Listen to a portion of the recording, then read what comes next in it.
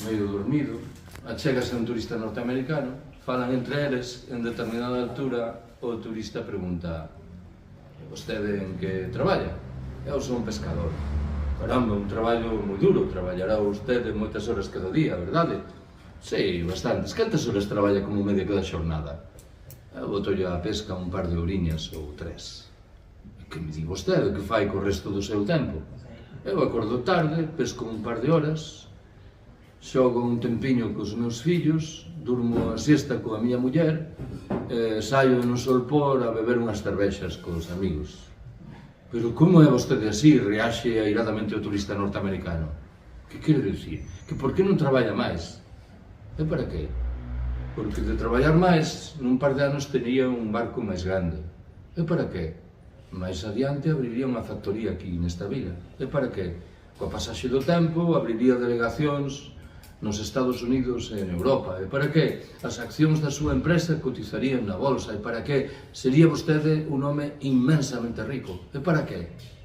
Bom, que sei eu, cando chegase o seu 65 ou 70 aniversario, podería reformar, deixar de traballar e vir a viver aquí a esta vila para acordar tarde, pescar un par de horas, dormir un tempiño cos seus netos, dormir a sesta coa súa muller e sair no solpor a beber unhas cervexas cos seus amigos. Todo aquilo que lle propuñan despois de décadas de traballo extenuante era paradoxalmente aquilo do que xa disfrutaba no momento presente. Sempre que conto esta anedota procuro salientar que carreta fendas importantes. Por exemplo, non explica de maneira conveniente cantas horas traballaba a muller do mexicano protagonista. Mas pídovos que esquezades un momento esta discusión. Cal é a outra?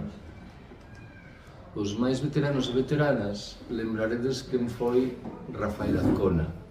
Foi, entre outras moitas cousas, o guionista de algúns dos filmes de Luis García Berlanga. Azcona contaba que na década de 1950 fixo unha viaxe entre Madrid e Zaragoza, de carro, de coche.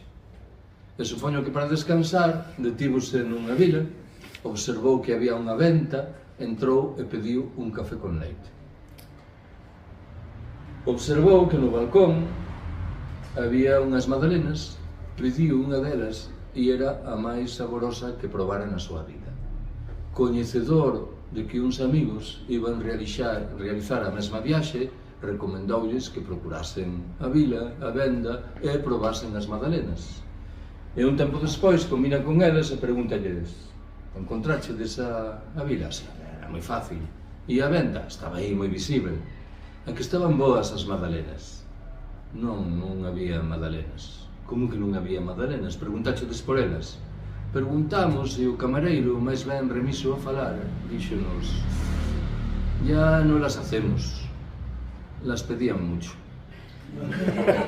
Ollo coa frase, porque un torpedo na liña de flotación do que levamos dentro da cabeza. Nos entendemos que se un ben é obxecto de demanda, o que temos que facer é producilo a mantenta. O camareiro, que probablemente traballaba 14 horas ao día de pé e non conversaba con ninguén, o único que escoitaba era un café con leche, un cortado e 2 magdalenas, decidira recuperar a súa condición de homo e abandonar a condición de homo economicus e traballar 6 horas e conversar do futebol cos seus paisanos. Bueno, o espírito é o mesmo, sempre digo, nin o pescador mexicano, nin o camareiro aragonés son revolucionarios, son resistentes, son xente que se nega a aceitar as imposicións do capital. E iso, lamentablemente, faltanos hoxe. A capacidade de resistir. Bueno, xa cumprí.